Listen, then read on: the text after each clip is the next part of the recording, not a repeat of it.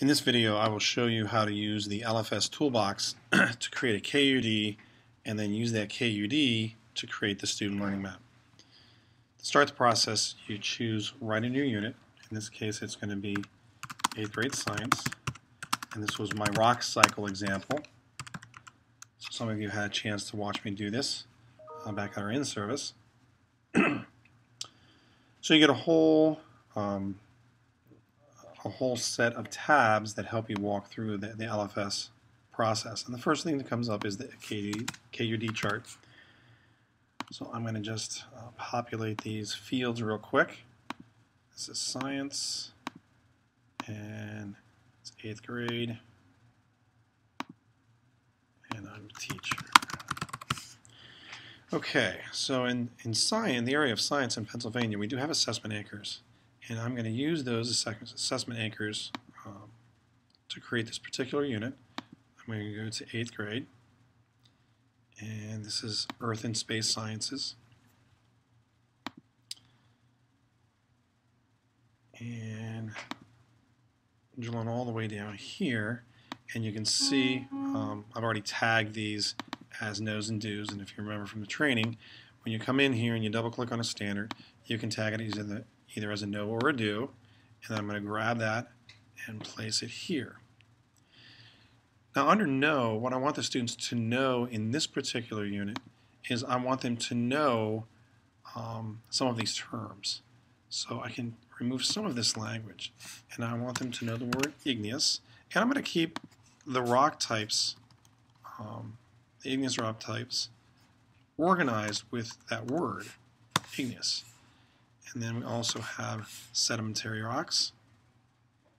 And then finally, we have the category of metamorphic. And I'm just organizing those so that those are all together. When I click off of that, the terms stay and they're connected to that assessment anchor. Over here, what I'm really interested in is explaining the rock cycle as changes in the earth and rock types as found in Pennsylvania. And the rest of those terms I've already put over in my no column. And obviously I need to know this to be able to explain this. So I've now separated the language of the standard into the no's and the do's. The full language of the standard is still there, and that will always be visible. I can actually print that out, and it will come, I can print it right off as part of this set. The second standard I'm going to deal with, again, is this compare and contrast in geological processes. And I have some no's and do's in that one as well. So I'm going to grab that, pull that over, and I'm going to just edit this a little bit. In the rock cycle, there are just a handful of processes that I want the students to be able to compare and contrast. So we're going to talk about volcanic eruptions in this unit. We're going to talk about weathering.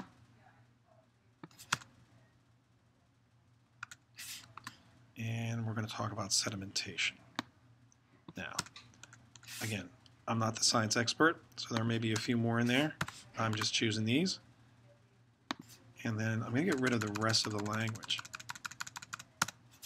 And knowing that sometime I need to get to those other geological processes. I need to cover those. As far as this part of the standard, I am interested in geological processes, length of time,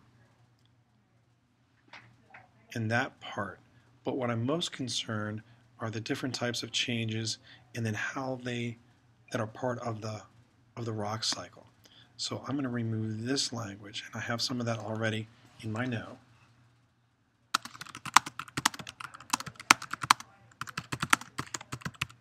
So again, I've edited that standard to be a little more focused. The language that I edited is here, but the full standard language is still there, or I should say assessment anchor. So once I've chosen my standards and I've pulled out my no's and my do's, I'm now ready to go over to my student learning map. And in the rock cycle, I'm going to have a key learning, and that is that geological processes create changes in the Earth's surface, creating different types of rocks you find PA? I'm just going to recraft that into my essential unit essential question. Processes, changes, create.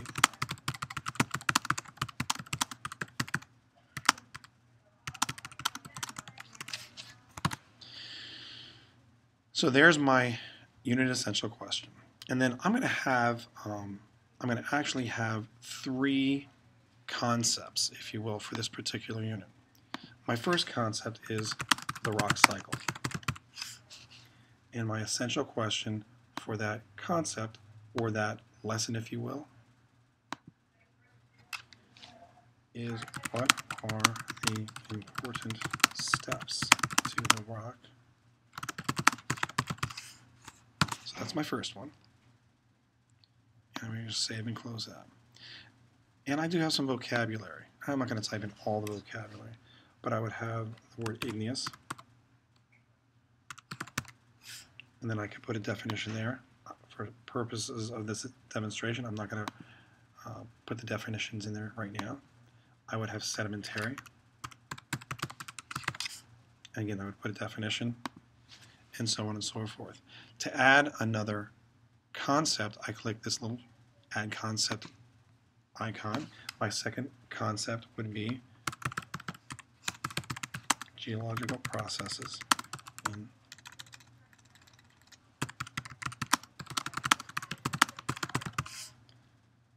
we're going to look at the processes more specifically. And then I'm going to have an essential question there. What are the major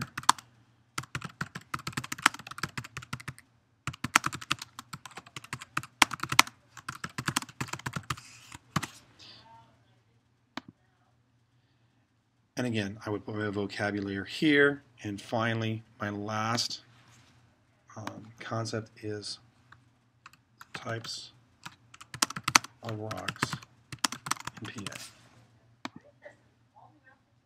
And I would add an essential question.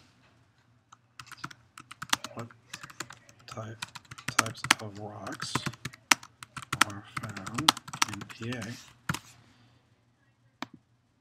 And I would add my vocabulary there. And that's really the process of going from KUD to the SLM.